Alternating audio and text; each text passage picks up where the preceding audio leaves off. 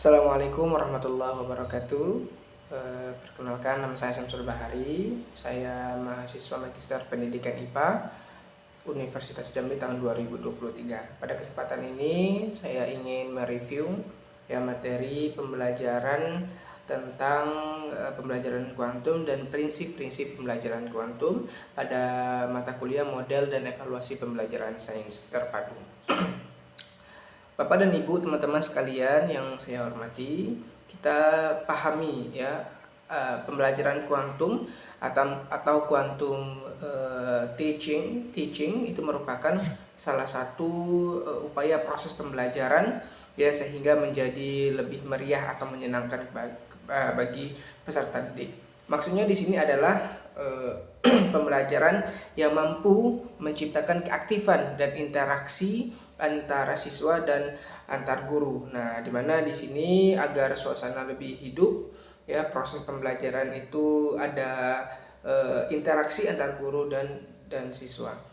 Untuk membangun interaksi tersebut dan keaktifan siswa tersebut, kita harus membangun jembatan antar guru dan murid, karena kita sebagai guru harus bisa masuk ke dunia anak-anak atau dunia siswa, sehingga dapat mengetahui potensi diri dan juga minat dan bakat setiap anak. Karena kita tahui bahwa setiap anak itu memiliki bakat dan minatnya masing-masing berbeda-beda, sehingga satu sama lain berbeda cara pengajarannya. Teman-teman sekalian, pembelajaran kuantum ini atau quantum teaching itu adalah pembelajaran yang mampu menciptakan interaksi dan keaktifan siswa, sehingga kemampuan, kemudian bakat, ilmu, dan juga minat yang dimiliki oleh siswa itu dapat dikembangkan atau dapat disalurkan. Pada hakikatnya anak akan mengingat atau mengikat prestasinya dengan kita mengetahui mengembangkan minat dan potensi anak itu sendiri. Kemudian anak itu dapat belajar dengan baik karena kita sudah berusaha untuk mengembangkan potensi yang ada yang ada pada diri anak itu sendiri, sehingga siswa dapat belajar dengan baik karena adanya quantum teaching, karena ada pembelajaran kuantum ini, dan akhirnya itu berlabuh pada prestasi siswa. Model pembelajaran teaching ini, teman-teman sekalian, dirancang untuk pembelajaran yang selaras dan cocok dengan otak siswa, mencakup petunjuk, menciptakan lingkungan belajar yang baik, kurikulum yang baik, isi pembelajaran yang baik, sehingga memudahkan proses pembelajaran. Ini sangat berkaitan atau sangat cocok dengan kurikulum sekarang.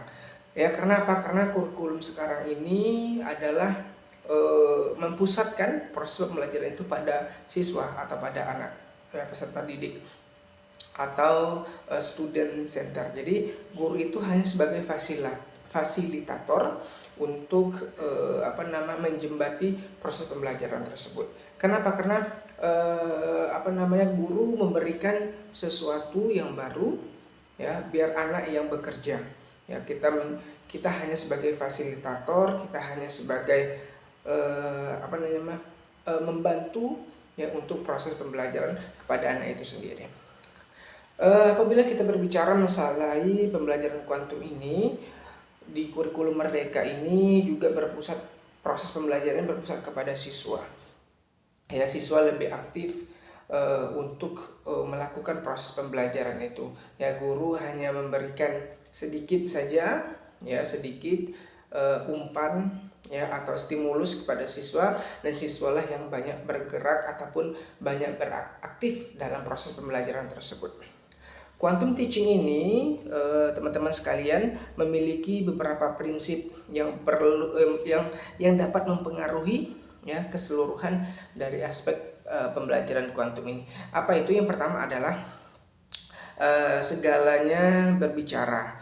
Segala berbicara di sini adalah keaktifan siswa itu sendiri. Bagaimana cara siswa itu berinteraksi antara teman dan siswa dan teman, kemudian siswa dan guru, dan dan juga sebaliknya.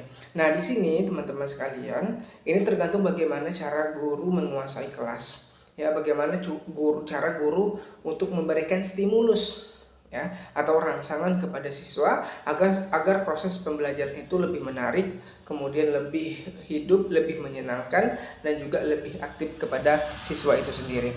Baik teman-teman sekalian, prinsip yang kedua ya tadi adalah prinsip yang pertama. Kemudian prinsip kedua adalah untuk pembelajaran kuantum ini adalah segalanya bertujuan. Ya, tujuan dari pembelajaran itu apa? Ya, apakah melihat dari perubahan sikapkah, ataukah perubahan dari hasil belajarkah? Nah, itu prinsip dari quantum teaching ini yang memiliki perubahan. Kemudian teman-teman, yang ketiga adalah pengalaman sebelum pemberian nama ya. Kita ketahui bahwa teman-teman, otak kita berkembang pesat dengan adanya rangsangan yang kompleks ya, yang akan menggerakkan rasa ingin tahu.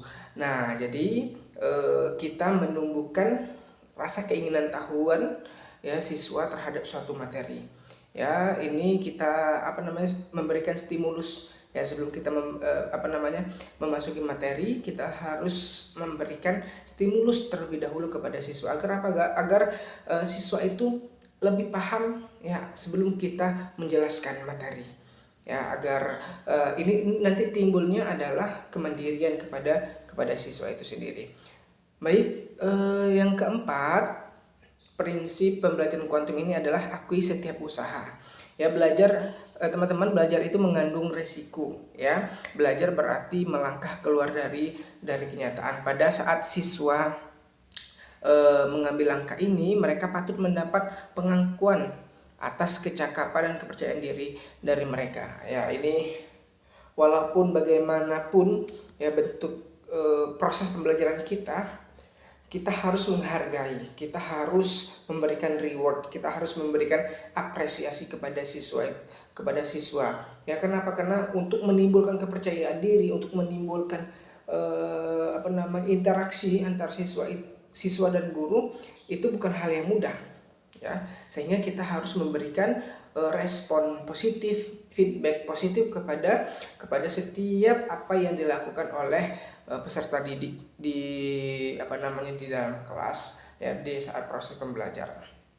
Nah, kenapa? Karena dengan cara seperti itu, teman-teman, pastilah peserta didik itu merasa dihargai, kemudian merasa usahanya dihargai, baik itu dari teman ataupun dari gurunya itu sendiri.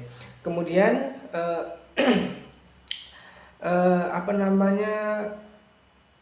layak dipelajari ya, kemudian layak mendapatkan reward ataupun penghargaan. Ya, penghargaan ini adalah bentuk motivasi ya bagi peserta didik dalam meningkatkan kemampuan mereka, baik itu kemampuan sosialnya, kemudian kemampuan keterampilan kognitifnya ya, dan lain sebagainya. Nah, di sini teman-teman di pembelajaran kuantum ini kita bisa membangkitkan motivasi anak itu dengan cara itu memberikan reward, dengan memberikan penghargaan kepada siswa ya yang aktif, kemudian yang memiliki memiliki keterampilan sosialnya yang baik. Nah, itu kenapa? Karena dengan cara itulah menumbuhkan semangat belajar kepada anak ya, kepada peserta didik. Kenapa? Karena dengan cara seperti itu ya, agar anak itu bisa aktif dalam proses pembelajaran kita. Kalau tanpa ada stimulus seperti itu ya, pembelajaran kita seperti itu saja ya, monoton, tidak ada variasinya. Nah, teman-teman sekalian, hakikatnya pembelajaran kuantum itu adalah untuk siswa. Ya, guru hanya sebagai fasilitator. Jadi guru itu harus mampu menciptakan interaksi ya, dan juga keaktifan siswa di saat proses pembelajaran ya, sehingga kemampuan kognitifnya, kemampuan sosialnya, bakatnya, dan potensi siswa itu dapat berkembang. Pembelajaran kuantum itu pada dasarnya bersandar pada konsep bawalah dunia mereka ke dunia kita dan antarkan dunia kita ke dunia mereka. Jadi kalau kita ingin menguasai kelas di saat proses pembelajaran, maka kita harus masuk dulu ke dunia anak-anak kita. Ya, kalau kita sudah masuk ke dunia anak-anak, kalau kita sudah bisa mengambil hati anak-anak, maka proses pembelajaran itu akan lebih menarik, akan lebih mudah dijalani oleh guru. Ya, prosedur umum yang harus dilakukan oleh guru pada proses pembelajaran pada proses pembelajaran kuantum ini adalah proses yang pertama adalah perencanaan. Ya, apa yang harus kita lakukan di saat nanti di dalam kelas kita mau ngapain, ya. Kemudian ada perencanaan, biasanya kita dibuat dengan RPP atau modul ajar. Kemudian ada prosesnya atau pelaksanaannya, ya. Jadi setelah perencanaan, ya, perancangan yang kita buat, maka kita laksanakan, ya, dengan yang sudah kita buat, dengan metode ini, dengan model pembelajaran ini, dan sebagainya. Nah, dan yang terakhir adalah evaluasi atau pengawasan. Nah, ini sangat penting teman-teman. Jadi 3 proses ini tidak bisa dipisahkan, ya. Perencanaan, pelaksanaan, dan juga evaluasi. Kenapa? Dengan evaluasi ini kita melihat sejauh mana perkembangan, potensi, bakat, dan minat siswa yang sudah kita ajarkan.